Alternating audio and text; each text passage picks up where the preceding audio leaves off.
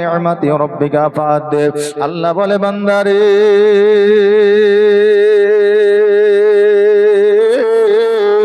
আমি পৃথিবীর মধ্যে যাবতীয় যা কিছু পাঠিয়েছি বান্দা তোমার জন্য নিয়ামত। আজকে জগতের মধ্যে তোমার বিবি তোমার জন্য নিয়ামত।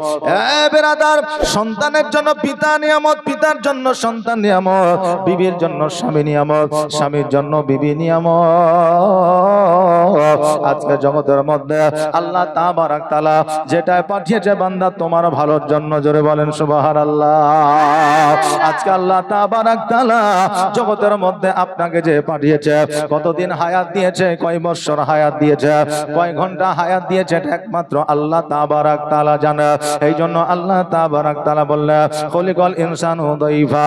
আল্লাহ বলে বান্দারে আমি পৃথিবীর মধ্যে তোমাদের পাঠিয়েছি অতি দুর্বল করে, একটা সময়সীমা লিপিবদ্ধ করে দিয়ে, একটা সময়সীমা তোমাদেরকে লিপিবদ্ধ করে দিয়েছি। ওই সময়সীমা যখন তোমাদের সমাপ্ত হয়ে যাবে আমি আল্লাহ তোমাদের মওত ঘটাবো, জোরে বলেন সুবহানাল্লাহ।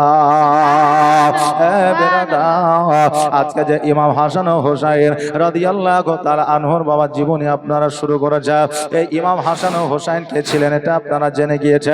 এই ইমাম হাসান ও হোসাইনের আপনার পরিচয় কি ছিল এটা আপনারা জেনে গিয়েছেন। আজকে আপনাদের জানাইতে চাইব আসল আপনার সিংহাসনের মালিক কে ছিল, আসলে কে ওই সিংহাসনের আপনার ওয়ারিস ছিল, এই কথাটা আপনাদের জানিয়ে দিয়ে যাব। বেরাদার, আমার হযরতে আলী রাদিয়াল্লাহু তাআলা আনহু যখন বাবা এই জগৎ ছেড়ে পরজগৎ গমন করলেন, ওনাকে যখন শহীদ করে দেওয়া হলো, আনার পরে ইমাম হাসান রাদিয়াল্লাহু তাআলা আনহুকে বাবা সিংহাসন দেওয়া হয়েছিল।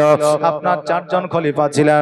প্রথম নম্বর হযরতে আবু বকর সিদ্দিক রাদিয়াল্লাহু তাআলা আনহু, দ্বিতীয় নম্বর ছিলেন হযরতে উমর ফারুক রাদিয়াল্লাহু তাআলা আনহু, আপনার ওসমান গনি রাদিয়াল্লাহু তাআলা আনহু, চতুর্থ খলিফা হযরতে আলী রাদিয়াল্লাহু তাআলা আনহু ছিলেন।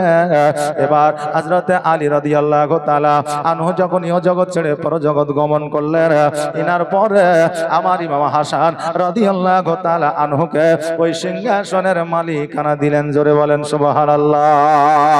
আমার ইমাম হাসান রাদিয়াল্লাহু তাআলা আনহু যখন ওই সিংহাসন আপনার চালাইতে আরম্ভ করলেন, আপনার একদিন, দুই দিন, 4 দিন, 5 দিন, 7 দিন, এইভাবে দিনগুলো যখন অতিবাহিত হইতে লাগলো, হাসান রাদিয়াল্লাহু তাআলা আনহু চিন্তা করে, আল্লাহ আমি অনেক দিন হইল এই সিংহাসন পরিচালনা করতে আছি, কিন্তু সোনার মদিনা আমার নবীজির সঙ্গে অনেক দিন সাক্ষাৎ করা হয়নি, জোরে বলেন সুবহানাল্লাহ।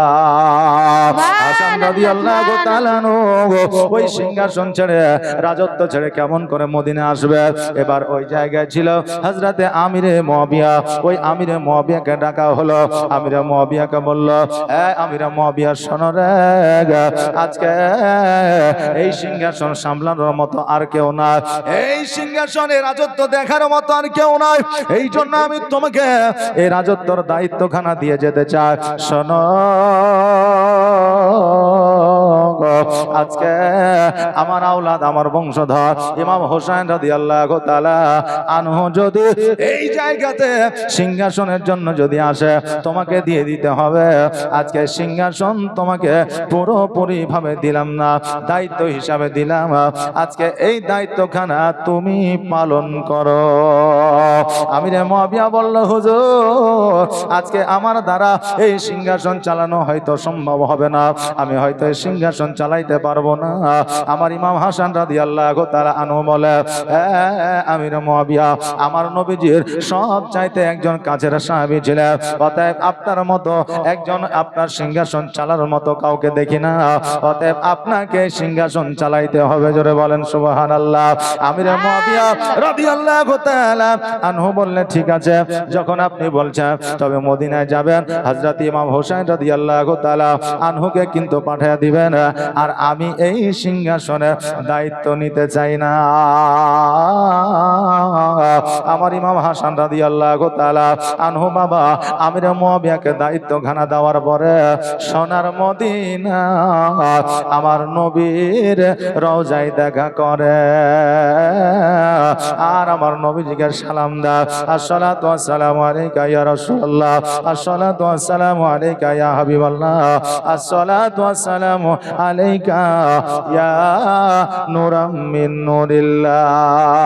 আমার সোনার মদিনা আমার জানের মদিনা, সোনার মদিনা আমার জানের মদিনা, সব ভুলিব কিন্তু তোমায় ভুলতে পারি না,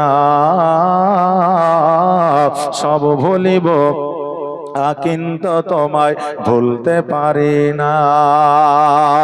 ভুলিনি ভুলব না ভুলতে পারি না, ভুলিনি ভুলব না ভুলতে পারি না, সব ভুলিব কিন্তু তোমায় ভুলতে পারি না। আমার সোনার মদিনা আমার জানের মদিনা, আমার কলিজার মদিনা, সব ভুলিব কিন্তু তোমায় ভুলতে পারি না, সব ভুলিব কিন্তু তোমায় ভুলতে পারি না। ইয়াসরিব নামে তুমি ছিলে অলক্ষণের দেশ, বড়ই মারা তোক যে ছিল তোমার পরিবেশ।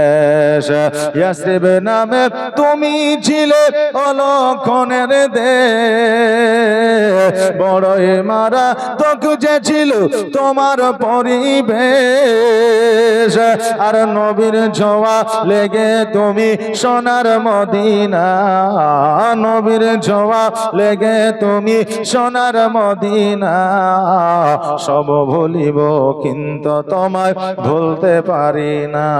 আমার সোনার মদিনা আমার জানের মদিনা, আমার কলিজার মদিনা, সব ভুলিব কিন্তু তোমায় ভুলতে পারি না। আল্লাহুম্মা সাল্লি আলা সাইয়্যিদিনা মাওলানা ওয়ালা আলে সাইয়্যিদ। ও বাবারি ভাইরা, আমার ইমাম হাসান রাদিয়াল্লাহু তাআলা আনহু যখন বাবা মদিনা আসলো, মদিনা আসার পরে আমার নবীজির সঙ্গে আপনার রওজা মুবারকে আপনার সাক্ষাৎ করিলেন।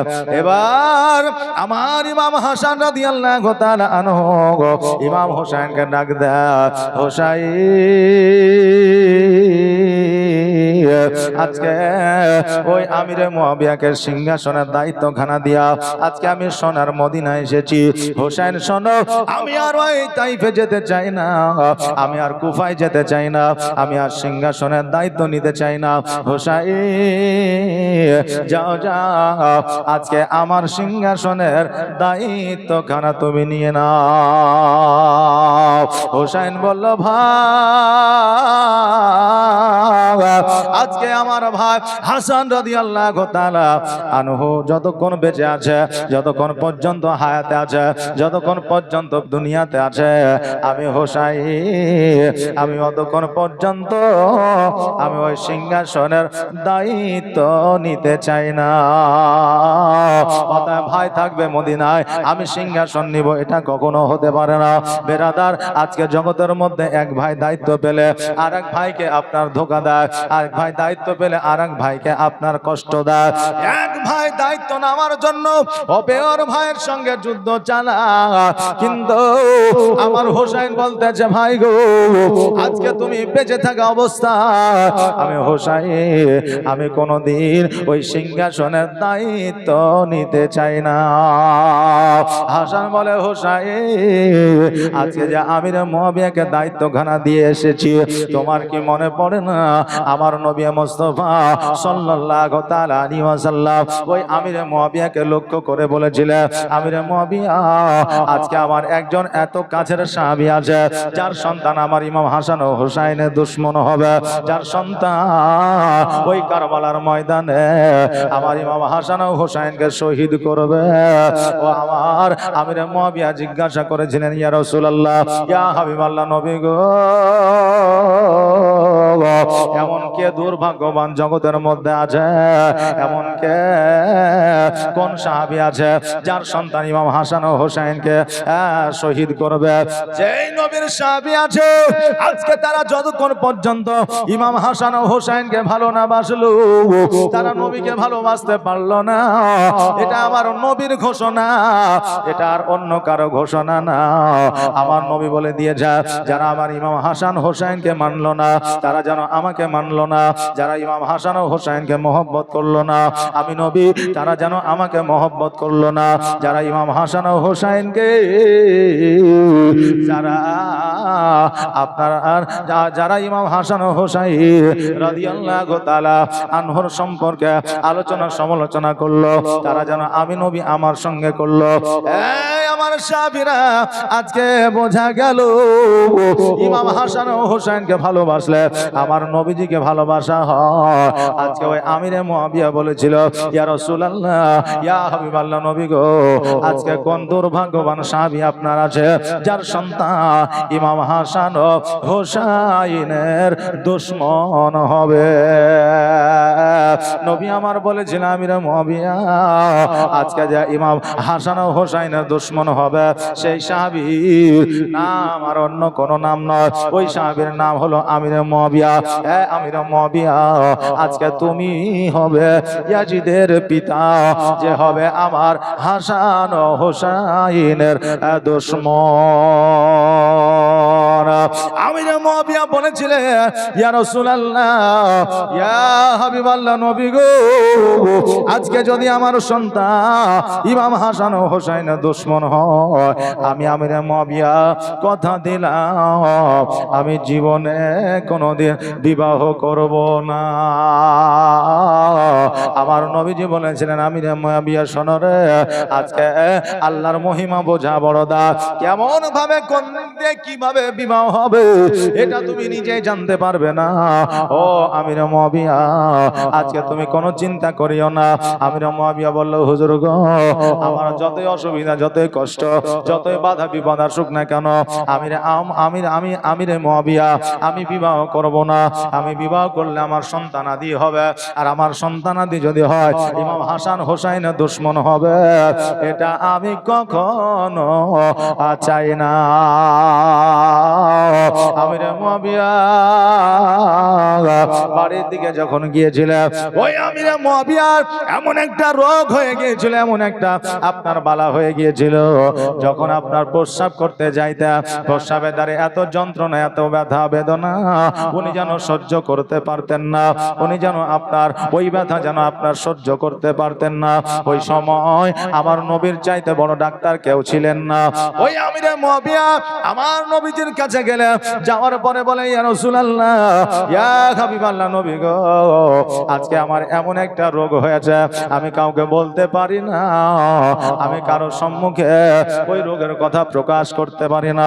ইয়া রাসূলুল্লাহ, দয়া করে আপনি আমার জন্য একটা ওষুধ দিয়ে দেন। আমার নবীজি বললেন, কি অসুখ হয়ে যায়? বলে, হুজুর গো, আমি যখন প্রস্রাব করতে যাই আমার প্রস্রাবের দ্বারা এত জ্বালা যন্ত্রণা ব্যথা বেদনা আমি যেন সহ্য করতে পারি না। আমার নবী পাক সাল্লাল্লাহু তাআলা আলাইহি ওয়াসাল্লাম বলে, নিশ্চয় তোমার জন্য আমার আল্লাহ তাবারাক তাআলা ওষুধ বরাদ্দ করেছে। কেন না আমার আল্লাহ তাবারাক তাআলা জগতের মধ্যে যদি মানুষকে রোগ দিয়েছে, ওই রোগের দাওয়াও দিয়েছে। আমার দয়ার নবী, মায়ার নবী সাল্লাল্লাহু তাআলা আলাইহি ওয়াসাল্লাম বলে, আমিরে মুয়াবিয়া, নবিয়া তুমি এই জায়গায় বসো, আমি নিশ্চয় তোমার জন্য ওষুধের ব্যবস্থা করতে আছি। আমার আল্লাহ তাবারাক তাআলা হযরতে জিবরিল আমিনকে বললেন, জিবরিল যাও যাও যাও, জগতের মধ্যে চলে যাও, আর আমার নবীকে জানাইয়া দাও আমিরে মুআবিয়াকে যেন কোনো ওষুধ বা কোনো দাওয়া না দেয়, কারণ আমার নবী যদি দাওয়া দিয়ে দেয় ওই দাওয়ায় তার রোগ ভালো হয়ে যাবে। অতএব কোনো ওষুধ যাতে না দেয় আমি আল্লাহ জিবরিল তোমার মাধ্যম দিয়ে জানিয়ে দিতে চাই, তুমি আমার নবীকে জানাইয়া দাও আমিরে মুআবিয়ার রোগ তখনই ভালো হবে যখন আমিরে মুআবিয়া বিবাহ করবে। জোরে বলেন সুবহানাল্লাহ। হযরত জিবরিল জগতের মধ্যে আসলে, আসার পরে আমার নবী মুস্তাফা সাল্লাল্লাহু তাআলা আলাইহি ওয়াসাল্লামকে বললেন, ইয়া রাসূলুল্লাহ, ইয়া হাবিবাল্লাহ, আমিরে মুআবিয়া এসেছে রোগের ওষুধের জন্য, অতএব তাকে দাওয়া ওষুধ দেওয়া লাগবে না। আমার আল্লাহ তাবারাক তাআলা পয়গাম পাঠিয়ে দিয়েছে, ওনাকে বলে দেন উনি বিবাহ করলে ওনার রোগ ভালো হয়ে যাবে।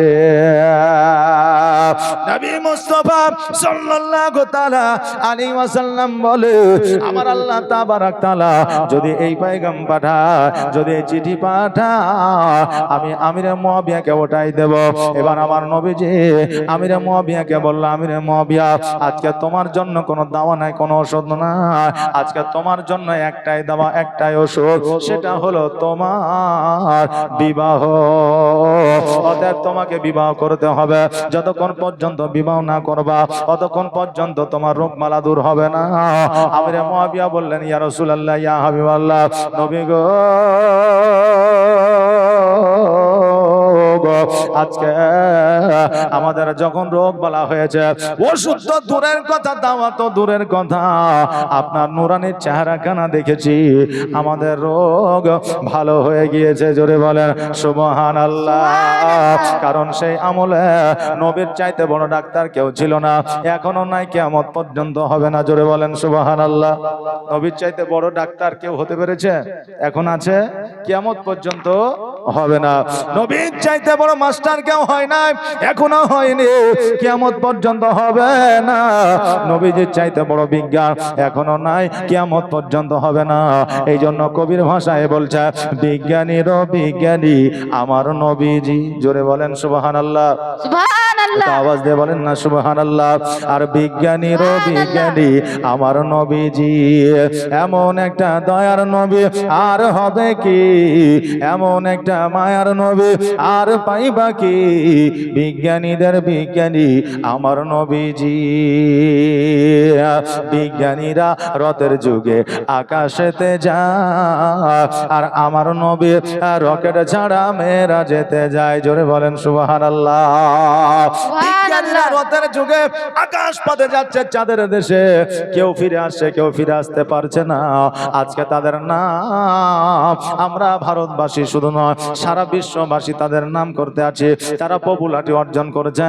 কিন্তু আমার নবীজি আজকে থেকে 1442 হিজরি আগে আপনার আকাশ পথে গিয়েছিলেন বিনা প্লেনে, বিনা জাহাজে। যে সময়ে শুধু আমার নবীজি চন্দ্র দেশে নয়, সপ্তম আসমান ভেদ করে আমার আল্লাহর সঙ্গে দিদার করেছিলেন। জোরে বলেন সুবহানাল্লাহ।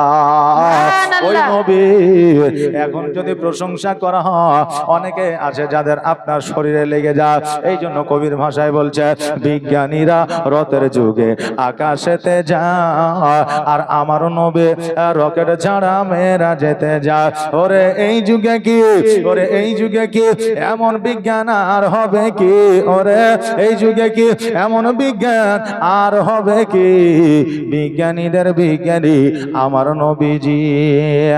এমন একটা দয়ার নবী, এমন একটা মায়ার নবী আর হবে কি, এমন একটা দয়ার নবী আর পাইবা কি, বিজ্ঞানীদের বিজ্ঞানী আমার নবীজি। আবু বকর সিদ্দিকের সাপে কামড়াইল, আর আমার নবীর থুতু দিয়া ভালো হয়ে গেল। জোরে বলেন সুবহানাল্লাহ। আর বিজ্ঞানীরা রথের যুগে আকাশেতে যায়, আর আমার নবী রকেট ছাড়া মেয়েরা যেতে যায়। ওরে এই যুগে কি এমন বিজ্ঞান আর হবে কি, বিজ্ঞানীদের বিজ্ঞানী আমার নবীজি। আবু বকর সিদ্দিকের সাপে কামড়াইল আর আমার নবীর থুতু দিয়া ভালো হয়ে গেল। ওরে এই যুগে কি এমন ডাক্তার আর হবে কি, ওরে এই যুগে কি এমন ডাক্তার আর হবে কি, বিজ্ঞানীদের বিজ্ঞানী আমার নবীজি। আগের যুগের মানুষের অসুখ কম হতো আর আমার নবীর কাছে আসলে ভালো হয়ে যেত। জোরে বলেন সুবহানাল্লাহ। আওয়াজ দিয়ে বলা যাবে না সুবহানাল্লাহ? নবীজির কাছে আসলে রোগ বালা ভালো হয়ে যেত। তো নবী আমার প্যারাসিটামল, ক্যালমল, ওমেসডি এরকম কোন ওষুধ দিত নাকি? না। নবীর কাছে আসলে নবী কিছু কোরআনের আয়াত আর কিছু গাছগাছরা দিলেই রোগ ভালো হয়ে যেত।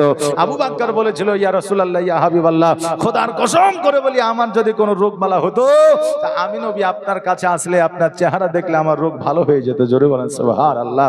ওই নবী মুস্তাফা সাল্লাল্লাহু তাআলা আলাইহি ওয়াসাল্লাম আজকে কোরআনের আয়াত দিলে আপনার রোগ ভালো হয়ে যেত। আর আজকে আলেম ওলামার কাছে যদি একটু দুয়ার জন্য যাওয়া হয় তো সেটা নাকি শিরক ও বিদআত হয়ে যায়। জোরে বলেন নাউজুবিল্লাহ। বিরাদার, এইজন্য কবির ভাষায় বলছে, আগের যুগের মানুষের অসুখ কম হতো আর আমার নবীর কাছে আসলে ভালো হয়ে যেত।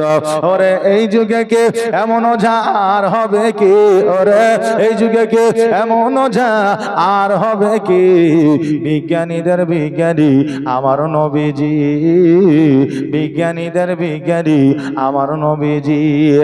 এমন একটা দয়ার নবী আর হবে কি, এমন একটা মায়ার নবী আর পাইবা কি, বিজ্ঞানীদের বিজ্ঞানী আমার নবীজি।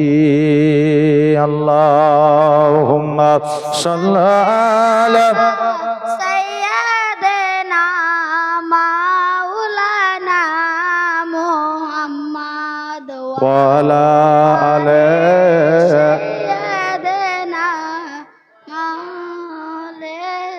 সাইয়্যিদানা মাওলানা মুহাম্মদ। ও বিরাদার মিল্লাত ইসলামিয়া আমিরে মুআবিয়া রাদিয়াল্লাহু তাআলা আনহু উনি চিন্তা করে, আল্লাহ আজকে আমার নবী মুস্তাফা সাল্লাল্লাহু তাআলা আলাইহি ওয়াসাল্লাম বলে দিয়েছে যে আজকে আমার নবী যে কথা বলে দিয়েছে সেই কথার কোনোদিন ব্যাঘাত ঘটবে না, সেই কথার কোনোদিন আমার নবীজির মিথ্যা হবে না।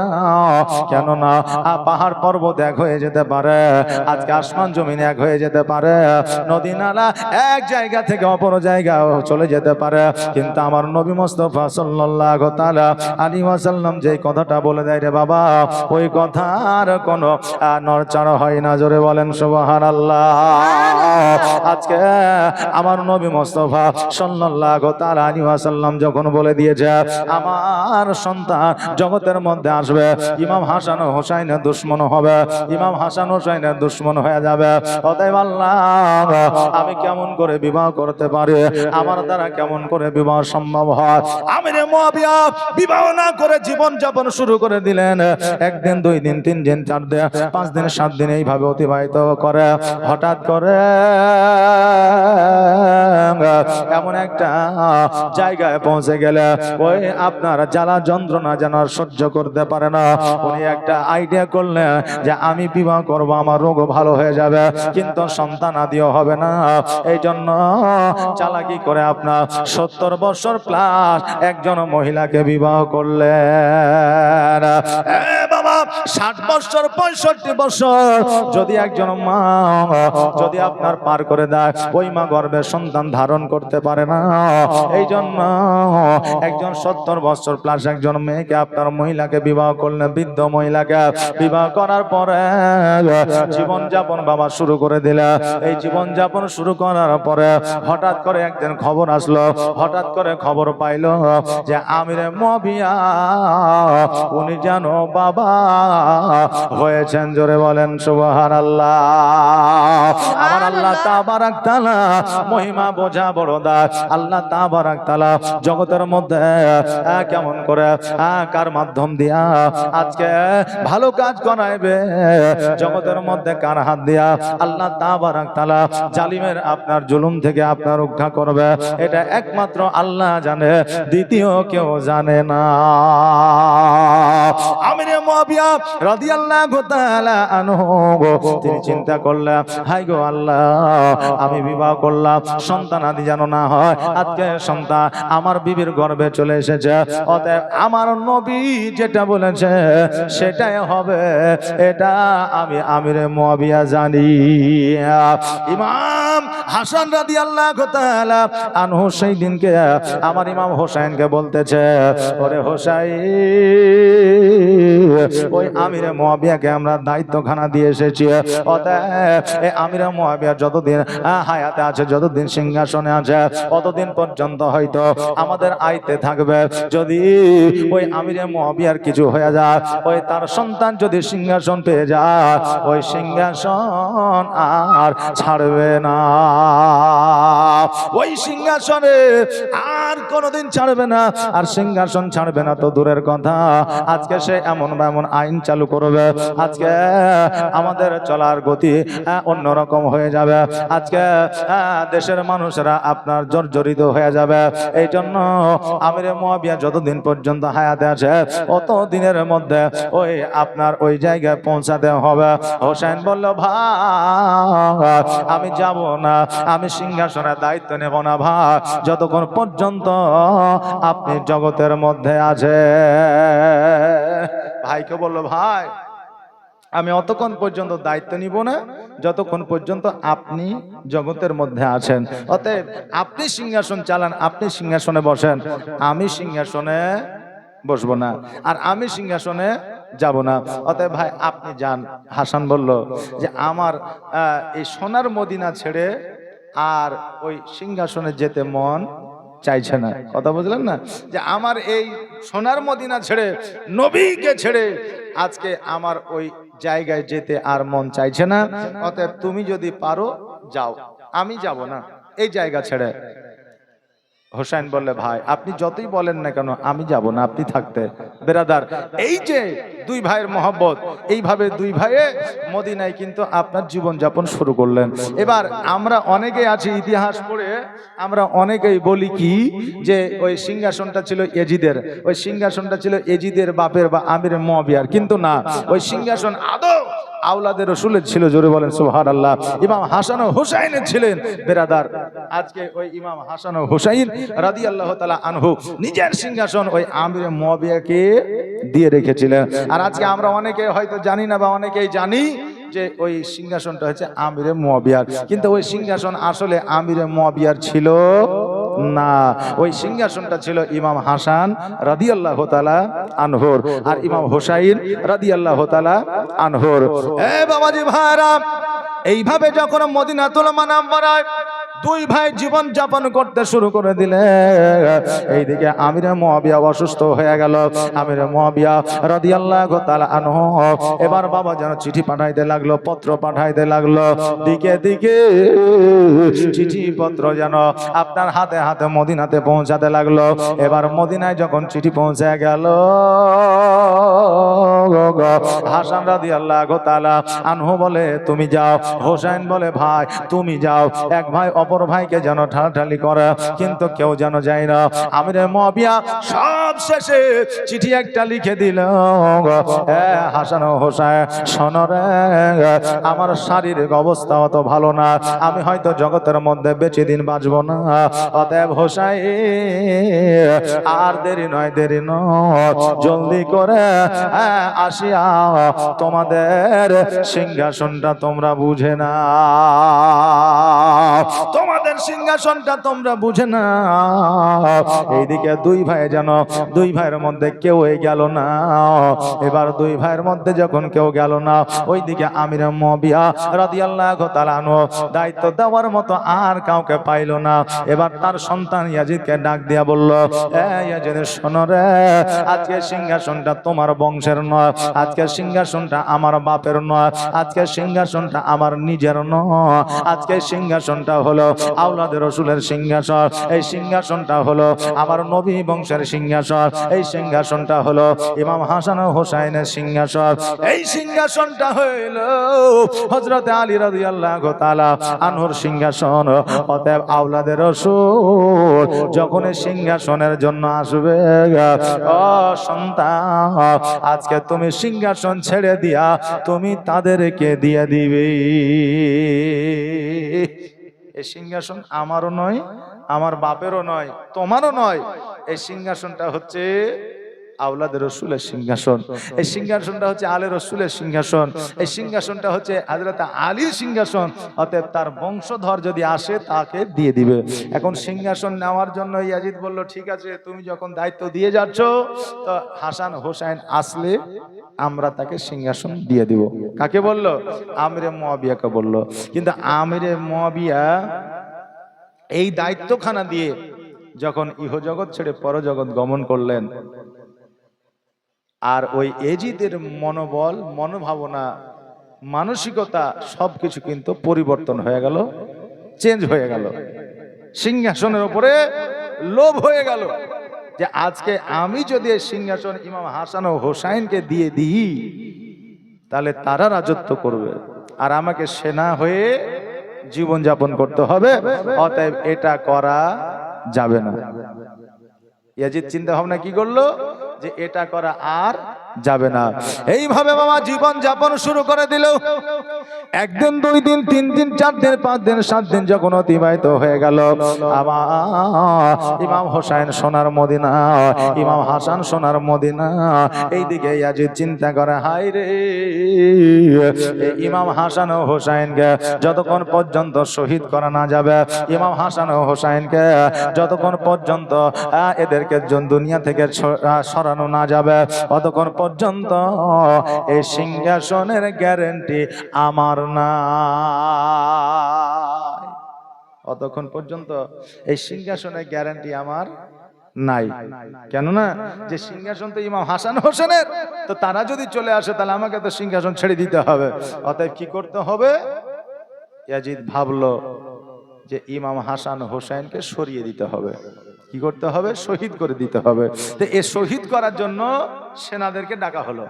ডাকার পরে সেনাদেরকে বলল, সেনা, আজকে মদিনাতুল মুনাওয়ারায় ইমাম হাসান আছে, ওই ইমাম হাসানকে যুদ্ধ করে শহীদ করে দিতে হবে। সেনাপতি সৈন্যরা বলল, ইয়াজিদ শোনো, আজকে ইমাম হাসানকে হয়তো তোমরা চেনো না, ইমাম হাসানের ক্ষমতা সম্পর্কে তোমরা হয়তো জানো না। অতএব ওই ইমাম হাসান রাদিয়াল্লাহু তাআলা আনহু এই জায়গার আপনার রাজা ছিল, এই জায়গার বাদশা ছিল।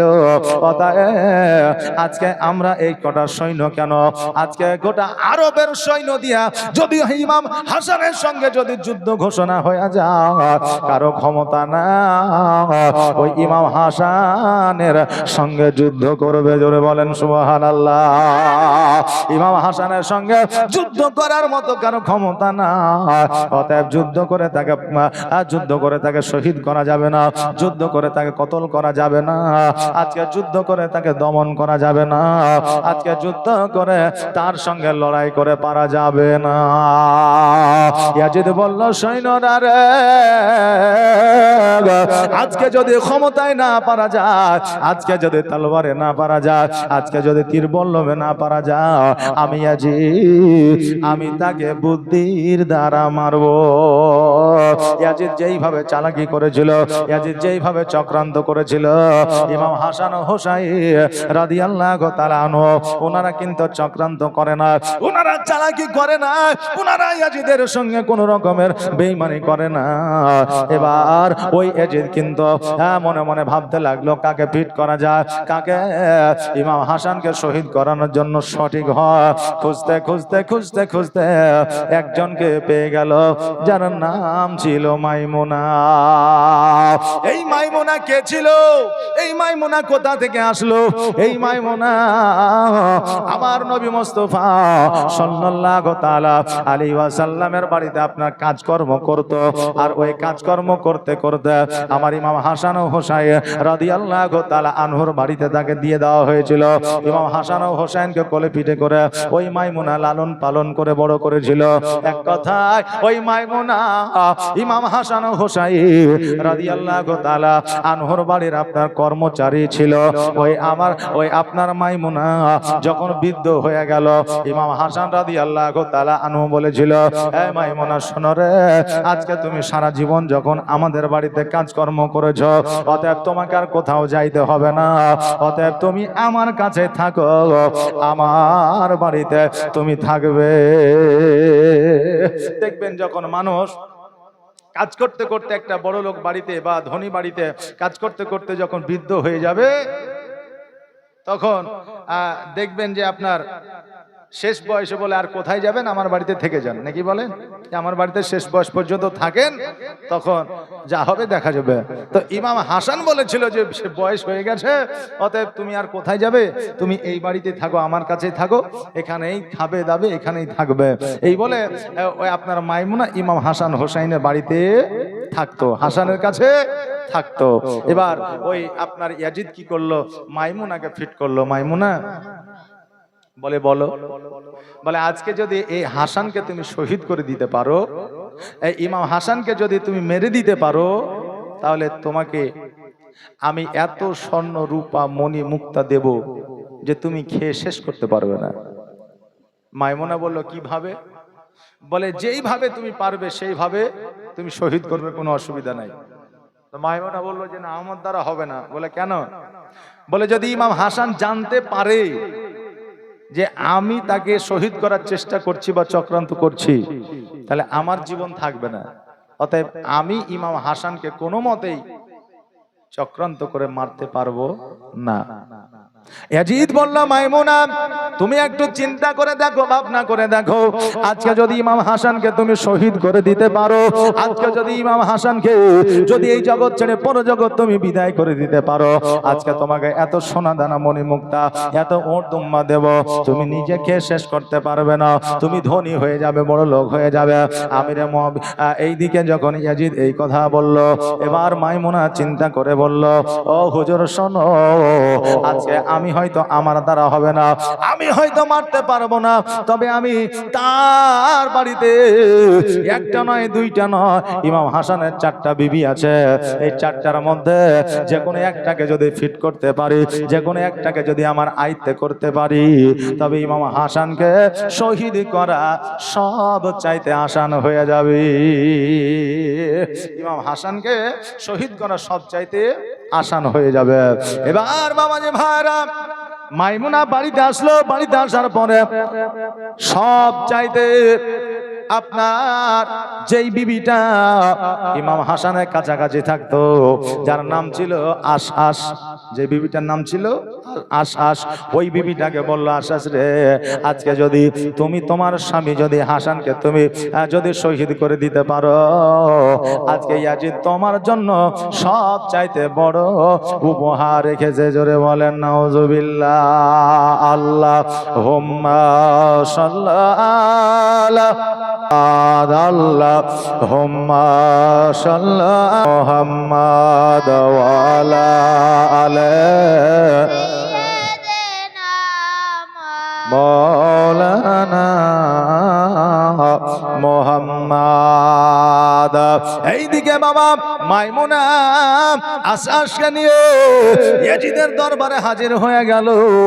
ইয়াজিদ বলল, আশআশ রে, আজকে তোমার স্বামীর সঙ্গে তুমি সংসার করো, আজকে তোমার স্বামী এত গরিব, আজকে তোমার স্বামীর নিজের বাড়িতে খাবার জোটে না, আজকে তোমার স্বামীকে যদি তুমি কতল করে দিতে পারো, আজকে তোমার স্বামীকে যদি তুমি শহীদ করে দিতে পারো, আমি ইয়াজিদ কথা দিলাম, আজকে আমি তোমাকে অর্ধেক রাজত্ব দিয়ে দিব, আর আমি তোমাকে বিবাহ করে আমি তোমাকে রানী বানাবো। কিন্তু আশাস জানে না এটা সিংহাসনটা আসলে ইয়াজিদের নয়, এই সিংহাসনটা ছিল ইমাম হাসান ও হোসাইন রাদিয়াল্লাহু তাআলা আনহুর সিংহাসন। অতএব আশা যখন এই সমস্ত কিছুর অফার পেয়ে গেল বেরাদার, ওই আশ্বাস কিন্তু রাজি হয়ে গেল, ওই আশ্বাস রাজি হয়ে গেল। বেরাদার, এইরকম কিছু নাদান, এইরকম কিছু চালাকি করার মতো আপনার মহিলা জগতের মধ্যে আছে না? নাই বাবা, আছে।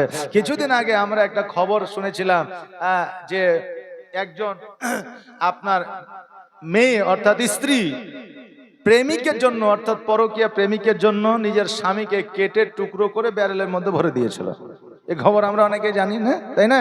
জানা আছে বেরাদার। তো এইরকম কিছু লোভী মেয়ে, লোভী মহিলা জগতের মধ্যে এখনো আছে, তবে সব মায়েরা নয়। এখনো এমনও মা আছে যে আপনার নিজের কষ্ট হয় কিন্তু নিজের স্বামীকে কষ্ট দিতে চাই না। জোরে বলেন না সুবহানাল্লাহ, একটা আওয়াজ দিয়ে বলেন সুবহানাল্লাহ, জাযাকাল্লাহ। হ্যাঁ বাবাজি ভাইরা, আশাস বাবা রাজি হইয়া গেল। বলে কেমন করে মারতে হবে বলো, বলে তুমি কেমন করে মারতে পারবে বলো, বলে যেইভাবে মারলে জানতে পারবে না, বুঝতে পারবে না। এবার বললো শোনো, আমি বিষ দিয়ে দিব, তুমি খাবারের সঙ্গে বিষ মিশায় দেবে, আর ওই বিষ মিশানো খাবারটা যখন খাবে হাসা ইহ জগৎ ছেড়ে পর জগৎ গমন করবে।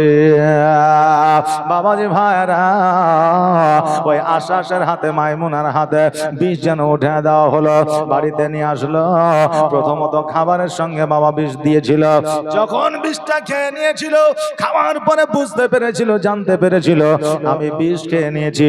এবার ওই যখন শরীরটা আপনার জাম্প হয়ে যাচ্ছিল, বুকে যখন আপনার ধড়পড় শুরু হয়ে গিয়েছিল, আমার ইমাম হাসান রাদিয়াল্লাহু তাআলা আনহু আমার নবীজির রওজা মুবারকে গিয়ে পৌঁছেছিলেন। জোরে বলে সুবহানাল্লাহ। হাসান আমার নবী মুস্তাফা সাল্লাল্লাহু তাআলা আলাইহি ওয়াসাল্লামকে সালাম দিলেন, আসসালাতু ওয়াসসালামু আলাইকা ইয়া রাসূলুল্লাহ, আসসালাতু ওয়াসসালামু আলাইকা ইয়া হাবিবাল্লাহ। নবী গো, আজকে না জানে আমার দমটা যেন আটকে যায়, আমার বুকটা যেন ধড়ফড় করে, আমি যেন চলতে পারি না। আমার নবী মুস্তাফা সাল্লাল্লাহু তাআলা আলাইহি ওয়াসাল্লাম বলে, এ হাসান শোনো, আমি তোমাকে শৈশবকালে বলে দিয়েছিলাম তোমাকে তোমার নিজের মানব তোমাকে বিষ পান করাইবে, একবার দুইবার তুমি আমার কাছে আসবে, তিনবারের বেলায় তুমি আসবে না। আর তিনবার যখন বিষ পান করানো হয়ে যাবে তখন তুমি এই জগৎ ছেড়ে পর জগৎ গমন করবে। বাবাজি ভাইরা, আজকে আপনারা আমরা হয়তো বলতে পারি ইমাম হাসান যদি জানতে পারলো তো ওই পথে কেন গেল, ইমাম হোসেন যদি জানতে পারলো তবে ওই পথে কেন গেল। হ্যাঁ বাবাজি ভাইরা, আমার নবী মুস্তাফা ছোট্ট কালে আমার ইমাম হাসান ও হোসেন রাদিয়াল্লাহু তাআলা আনহুকে আমার নবীজি বলে দিয়েছে, এ হোসেন তুমি কারবালার ময়দানে শহীদ হবে, এ হাসান শোনো তোমাকে বিষ পান করে শহীদ করবে আমার মা ফাতেমা জোহরা রাদিয়াল্লাহু তাআলা আনহা। উনি জানতেন যেই জায়গায় ইমাম হোসেন শহীদ হবে ওই জায়গাটাকে আমার মা ফাতেমা ঝাড়ু লাগায়া পরিষ্কার করেছিলেন। জোরে বলেন সুবহানাল্লাহ। বাবাজি ভাইরা, ওনারা জানার পরেও আজকে নিজের জীবনকে বিলীন করে আজকে ইসলামকে আপনার দ্বন্দ্ব ঈমান করেছে। বেরাদার, ওই হাসান রাদিয়াল্লাহু তাআলা আনহু আমার নবীজির কাছে পৌঁছায়া আমার নবীজিকে বললে, আমার নবীজি বলে, হাসান আজকে তোমাকে খাবারের সঙ্গে বিষ খাওয়িয়ে দিয়েছে, তুমি কি জানতে পারো না, বুঝতে পারো না? আমার নবীজি রওজা মুবারকে পৌঁছানোর আপনার বসিলা আমার নবীজি রওজা মুবারকে যাওয়ার বাদাওলাতে আজকে ওই ইমাম হাসানের পুরো শরীরে বিষ যেন পানি হয়ে গেল। জোরে বলে সুবহানাল্লাহ। নবী তোমার মতো এত ভালো, তোমার মতো এত ভালো কেউ তো আমায় বাসে না, তাই তো নবী আমি তোমার দিওয়ানা, তাই তো রসুল আমি তোমার দিওয়ানা। তোমার মতো এত ভালো, তোমার মতো এত ভালো কেউ তো আমায় বাসে না, তাই তো নবী আমি তোমার দিওয়ানা, তাই তো রসুল আমি তোমার দিওয়ানা। ও কি শুনেছি কিতাবের লেখা,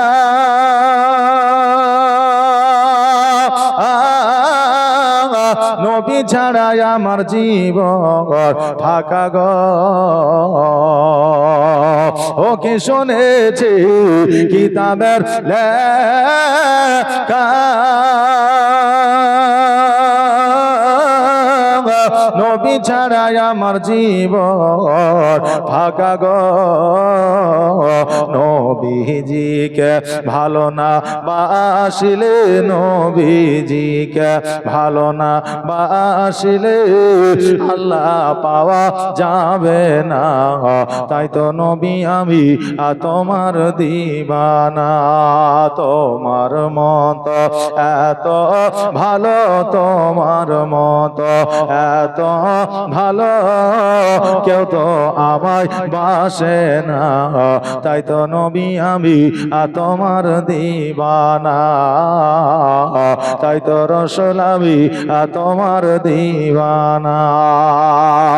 ও কি শুনেছি কিতাবের লেখা,